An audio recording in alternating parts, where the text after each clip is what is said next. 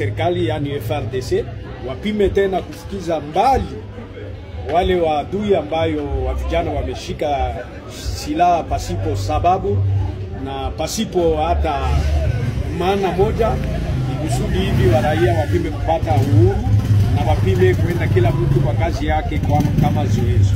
Sasa wa raia ya ile sekta ya Wanyalikilo wanachunga nini kutoka kwa sheria ama kutoka serikali ya Kongo? Kwa jumla yote hakuna kitu kingine walilomba ila usalama.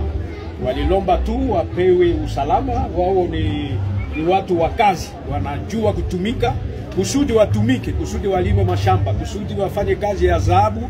Inabidi salama ikue, kusudi watembee popote, watafutane kama vile walizoea zamani. Bwana chef ya sekta ya Wanyalikilo, tunakushukuru, na hapa unaweza kutuambia jina lako ni nani? Nimeitwa kwa jina la Innocent Madukadala, niko chef de secteur ya Wanyalikilo.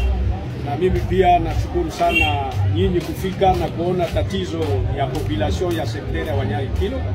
Nyie peke mulikuwa pembeni ya bwana administrateur du territoire, muliona malalamiko na ombi ya wananchi ya sektere ya Wanyalikilo.